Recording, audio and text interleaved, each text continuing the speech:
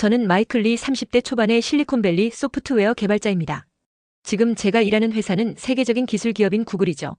매일 아침 출근길에 창밖으로 보이는 실리콘밸리의 풍경은 언제나 활기차고 혁신적인 에너지로 가득합니다. 이곳에서는 영어가 모든 의사소통의 기본이에요. 회의실에서 카페테리아에서 심지어 엘리베이터 안에서도 영어가 흐르죠. 안녕 마이클. 오늘 회의 준비는 다 됐어? 동료 데이비드가 물었을 때 저는 자신있게 고개를 끄덕였습니다.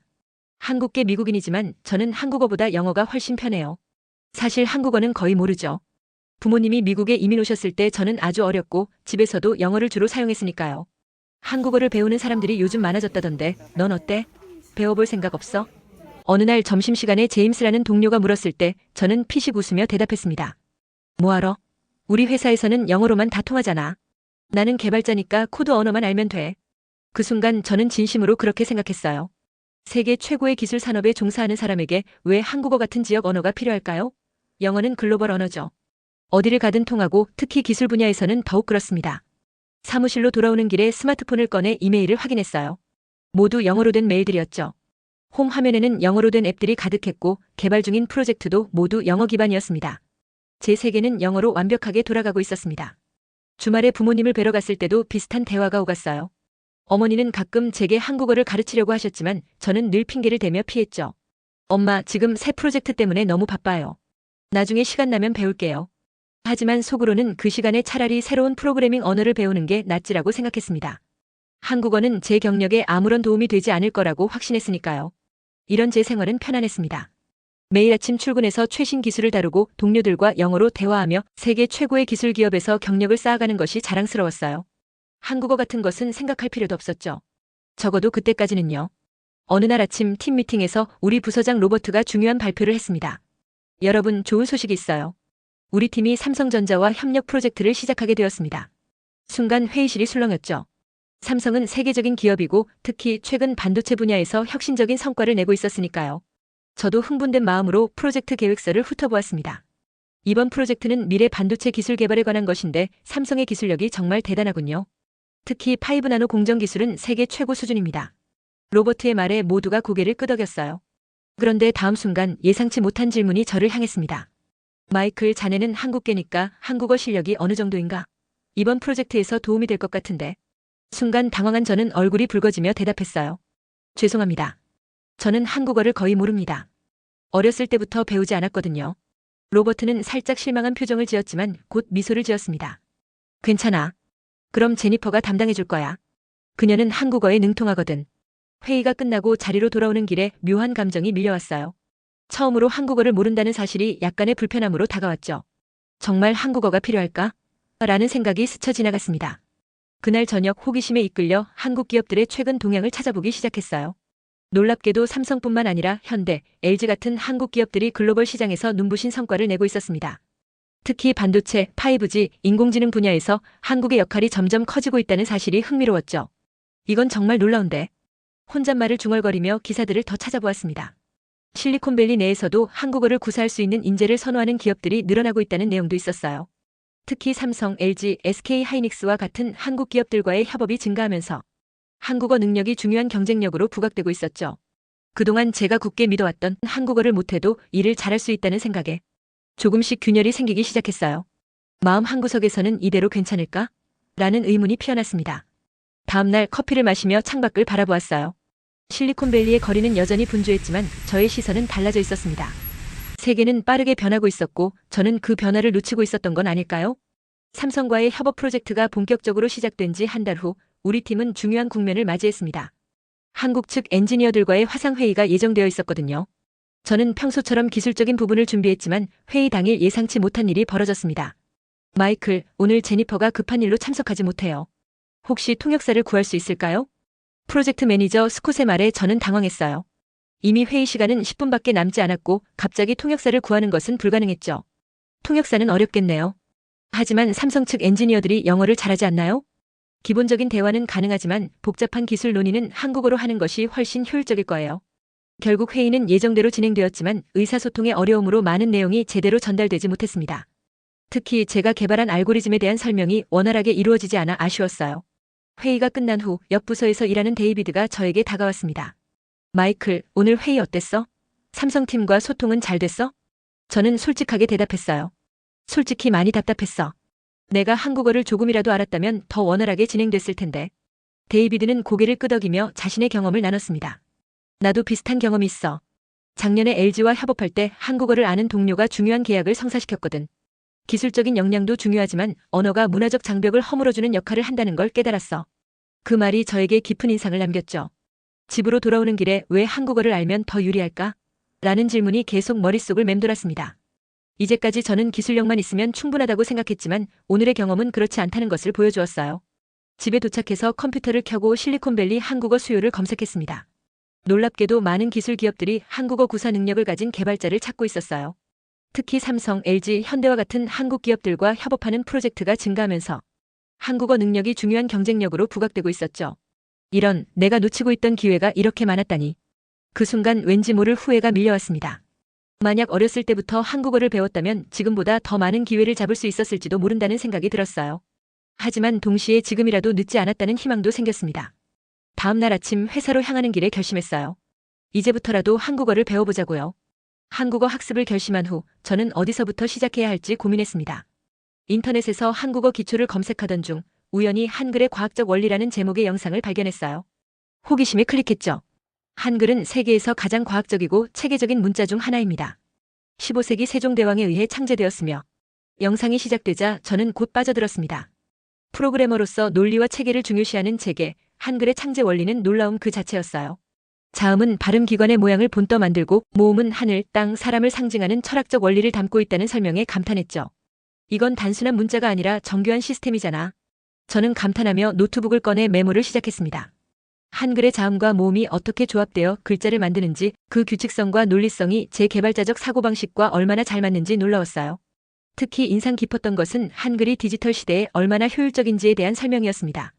한글은 키보드 입력이 간편하고 컴퓨터 처리가 용이하며 인공지능이 학습하기에도 효율적인 구조를 가지고 있었죠. 이런 문자를 만든 세종대왕은 정말 천재였구나. 더 알고 싶어진 저는 다음날 서점에 들러 한글의 과학이라는 책을 구매했습니다. 퇴근 후 카페에 앉아 책을 읽으며 한글의 창제 과정과 그 의미를 더 깊이 이해하게 되었어요. 세종대왕은 단순히 새로운 문자를 만든 것이 아니라 모든 백성이 쉽게 배우고 사용할 수 있는 실용적인 문자 시스템을 설계했다는 사실이 인상적이었습니다. 이는 마치 오픈소스 소프트웨어의 철학과도 닮아 있었죠. 누구나 접근하고 사용할 수 있도록 만든다는 개념이요. 이 문자는 그냥 문자라기보다는 논리적이고 효율적인 도구였구나. 책을 덮으며 저는 새로운 깨달음을 얻었습니다.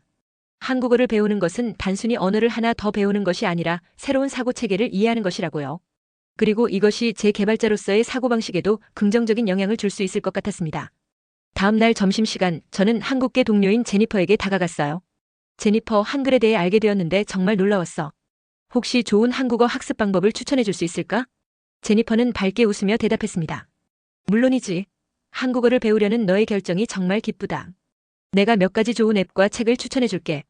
그날 저녁 제니퍼가 추천해준 앱을 다운로드하고 기본적인 한글 자음과 모음을 학습하기 시작했어요. 처음에는 어색했지만 점차 한글의 논리적인 구조에 매료되었습니다.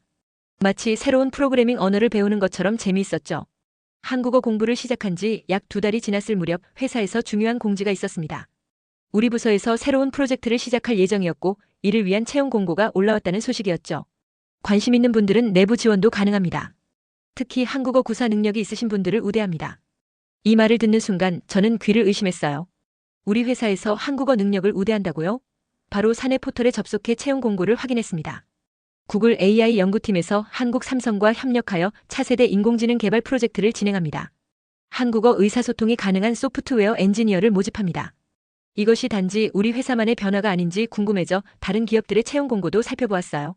놀랍게도 애플, 테슬라, 마이크로소프트 등 실리콘밸리의 주요 기업들도 비슷한 경향을 보이고 있었습니다. 애플 반도체팀에서 한국어 능통자 우대, 테슬라 배터리 연구팀 한국어 가능자 우대, 마이크로소프트 클라우드 서비스팀 한국어 실력 보유자 우대. 이런 공고들을 보며 저는 충격을 받았습니다. 그동안 제가 얼마나 좁은 시야를 가지고 있었는지 깨달았어요. 세계는 이미 변화하고 있었고 한국어는 더 이상 지역적인 언어가 아니라 글로벌 비즈니스 현장에서 필요한 경쟁력이 되어가고 있었던 거죠. 이제 한국어가 글로벌 기업의 경쟁력을 결정짓는 요소가 되었다는 사실을 알게 되다니 저는 한숨을 쉬며 창밖을 바라보았습니다. 실리콘밸리의 풍경은 여전했지만 그 안에서 일어나는 변화는 예상보다 훨씬 빨랐어요. 특히 한국의 삼성, SK 하이닉스, LG 같은 기업들이 반도체, 배터리, 디스플레이 분야에서 세계 시장을 선도하면서 이들과의 협업 능력이 중요해진 것이었죠. 그날 저녁 같은 부서의 선임 개발자인 브라이언과 식사를 하게 되었습니다. 그는 최근 한국 출장에서 돌아온 참이었어요. 마이클, 정말 한국어를 배우기 시작한 거야? 잘했어. 내가 한국에 갔을 때 느낀 건데 앞으로 한국과의 협업은 더욱 중요해질 거야. 특히 우리가 개발하고 있는 AI 기술 분야에서는 말이지. 브라이언의 말에 저는 더욱 확신을 갖게 되었습니다. 제가 한국어를 배우기로 한 결정이 단순한 호기심이 아니라 제 커리어에 중요한 투자였던 거죠. 집으로 돌아오는 길 스마트폰으로 한국어 학습 앱을 열었습니다. 이제는 매일 조금씩이라도 꾸준히 공부하고 있었어요. 오늘의 학습 주제는 비즈니스 한국어 기초였습니다. 안녕하세요. 만나서 반갑습니다. 저는 구글의 마이클 리입니다. 입으로 몇 번 따라 말해보며 앞으로의 변화를 기대했습니다. 이제 한국어는 제게 단순한 외국어가 아니라 글로벌 비즈니스 세계에서 성공하기 위한 필수 도구가 되어가고 있었으니까요. 한국어 공부를 시작한 지 약 3개월이 지났을 무렵 회사에서 큰 컨퍼런스가 열렸습니다. 미래 기술과 글로벌 협력이라는 주제로 세계 각국의 기술 기업들이 참여하는 자리였죠. 특히 이번에는 삼성, 현대, LG, SK 하이닉스 등 한국의 주요 기업들이 대거 참석했습니다. 컨퍼런스 첫날 저는 삼성전자의 반도체 부문 발표를 들으며 깊은 인상을 받았어요. 그들이 개발한 3나노 공정 기술은 세계 최고 수준이었고 인공지능 반도체 분야에서도 혁신적인 성과를 내고 있었습니다. 삼성전자는 앞으로 5년간 인공지능 반도체 분야에 200억 달러를 투자할 계획입니다. 이는 우리의 미래 기술 경쟁력을 강화하기 위한 전략적 결정입니다. 발표자의 말에 청중들은 술렁였고 저도 놀라움을 감추지 못했어요. 200억 달러라는 엄청난 금액이 인공지능 반도체에 투자된다는 것은 이 분야가 앞으로 얼마나 중요해질지를 보여주는 지표였죠. 이어진 현대자동차의 자율주행 기술 발표와 LG의 차세대 배터리 기술 발표도 세계적인 수준이었습니다. 특히 인상적이었던 것은 이 기업들이 단순히 제품을 생산하는 것을 넘어 미래 기술의 표준을 만들어가고 있다는 점이었어요. 점심시간에 우연히 삼성전자의 연구원분과 같은 테이블에 앉게 되었습니다. 제가 조금씩 배운 한국어로 인사를 건넸어요. 안녕하세요. 저는 구글의 마이클 리입니다. 만나서 반갑습니다. 비록 서툴렀지만 제 한국어 인사에 그 연구원은 밝게 웃으며 반응했습니다. 와, 한국어를 하시는군요. 정말 깜짝 놀랐습니다. 마이클 씨는 한국계이신가요? 저는 제 배경을 간단히 설명했고 최근 한국어를 배우기 시작했다고 말했습니다. 그 대화를 통해 우리는 금방 친해졌고 식사 후에는 명함을 교환했어요. 이것이 단순한 만남으로 끝나지 않을 것이라는 예감이 들었습니다. 컨퍼런스가 끝나고 일주일 후 그 연구원으로부터 이메일이 왔어요. 마이클 씨, 우리 연구팀에서 구글과 협력하여 진행할 프로젝트가 있습니다. 혹시 관심 있으신지요? 한국어를 배우고 계신다니 정말 좋은 기회가 될 것 같습니다. 이메일을 읽는 순간 가슴이 뛰었습니다. 이것은 제가 기대했던 것보다 훨씬 빨리 찾아온 기회였어요. 물론 아직 제 한국어 실력은 초보 수준이지만 이렇게 직접적인 협업 기회가 생긴 것만으로도 큰 의미가 있었죠. 그날 저녁 저는 깊은 생각에 잠겼습니다. 한국 기업들의 세계적인 영향력과 그들과의 협업이 가져올 기회에 대해 고민했어요. 특히 반도체, 인공지능, 오지 기술 분야에서 한국 기업들이 주도하는 혁신은 미래 산업의 방향을 결정짓는 중요한 요소였습니다. 한국어를 배우는 것이 내 미래의 경쟁력이 될 것이다. 이제 저는 확신했어요. 한국어 학습은 단순한 취미가 아니라 제 커리어에 있어 전략적인 투자였던 거죠. 그리고 그 투자가 이미 첫 결실을 맺기 시작했습니다. 결심을 굳힌 저는 본격적으로 한국어 학습에 뛰어들었습니다. 주변의 추천을 받아 실리콘밸리에 있는 한국어 학원에 등록했어요. 첫 수업날 약간의 긴장감을 안고 교실에 들어섰습니다. 안녕하세요. 한국어 초급반에 오신 것을 환영합니다.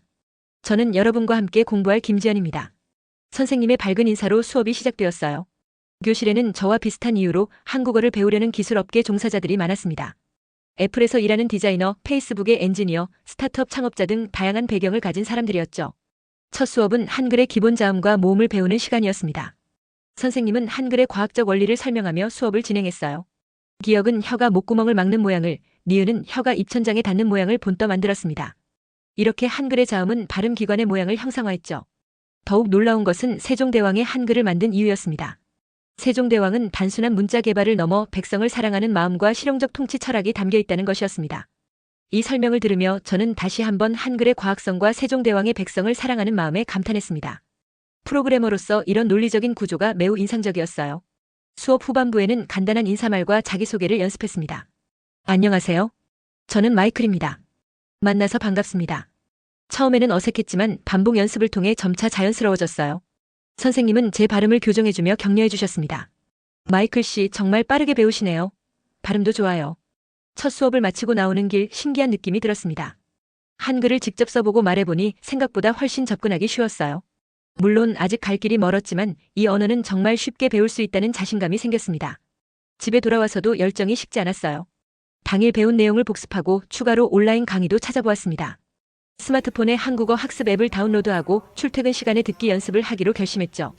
기역, 니은, 디귿, 리을, 미음, 비읍, 시옷. 한글 자음을 하나씩 발음하며 받아쓰기 연습을 했습니다. 처음에는 어색했지만 반복할수록 점점 익숙해졌어요. 한글의 논리적인 구조 덕분에 학습 속도도 예상보다 빨랐습니다. 일주일 후 두 번째 수업에서는 간단한 대화를 배웠어요. 파트너와 함께 연습하는 시간이 있었는데 저는 옆자리의 일본인 학생과 짝이 되었습니다. 안녕하세요. 저는 마이클입니다. 당신은 이름이 무엇입니까? 저는 유키입니다. 마이클 씨는 어디에서 일하세요? 저는 구글에서 일합니다. 소프트웨어 개발자예요. 간단한 대화였지만 성취감은 대단했습니다. 마치 새로운 세계가 열린 것 같았어요. 이제 저는 단순히 코드 언어만이 아닌 사람과 사람을 연결하는 언어를 배우고 있었습니다.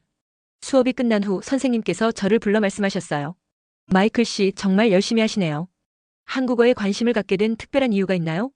저는 솔직하게 대답했습니다. 처음에는 단순히 직업적 필요 때문이었어요. 하지만 배우면 배울수록 한국어와 한국 문화의 매력을 느끼고 있습니다.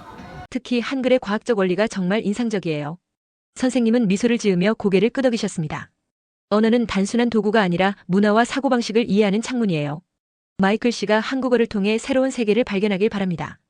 그 말씀이 제 마음에 깊이 새겨졌습니다. 이제 한국어 학습은 제게 단순한 스킬 향상이 아니라 새로운 시각으로 세상을 바라보는 여정이 되고 있었어요.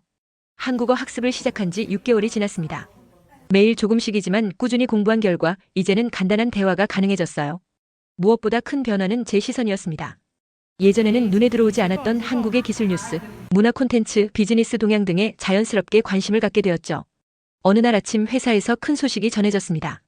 우리 팀이 삼성전자의 인공지능 연구소와 공동 프로젝트를 맡게 되었다는 거였어요. 그것도 제가 주요 담당자로 지명되었다는 소식이었죠. 마이클, 자네를 선택한 이유 중 하나는 한국어를 배우고 있다는 점이네. 물론 자네의 기술력이 가장 중요했지만 언어적 능력도 큰 플러스 요소였어. 팀장의 말에 가슴이 뿌듯했습니다. 6개월 전만 해도 상상할 수 없었던 일이 현실이 되었어요.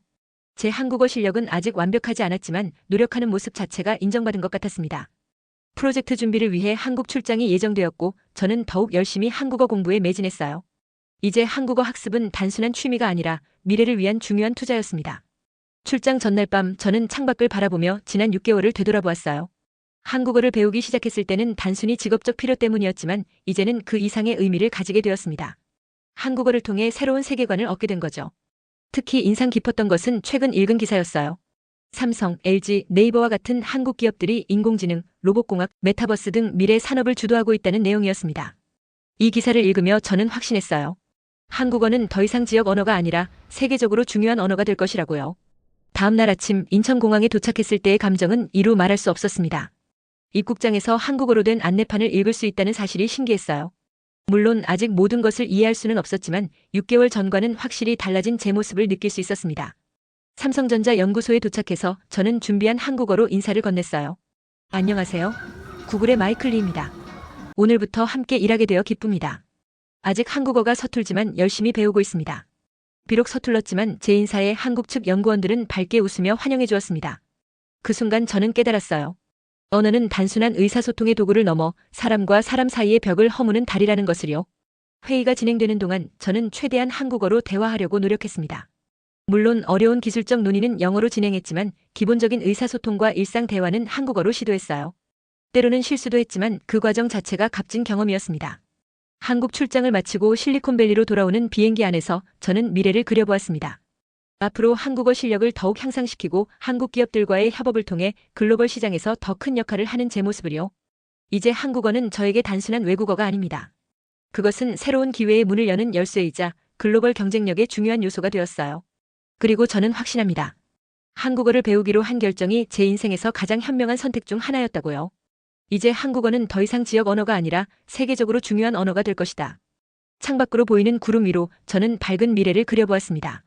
한국어와 함께하는 제 미래의 모습을요. 한글이 세계로 퍼져나가고 배우고 싶어하는 사람들이 많아지고 있는 이때 감동의 스토리를 어떻게 들으셨나요? 여러분의 생각을 댓글에 의견을 남겨주세요. 그리고 감동적인 사연을 주변 사람들과 공유하고 함께 이야기 나눠보세요. 마지막으로 1초밖에 걸리지 않는 구독과 좋아요는 영상 제작에 큰 힘이 됩니다. 지금까지 해외 감동 사연을 여러분께 진심을 전하는 감동천사였습니다.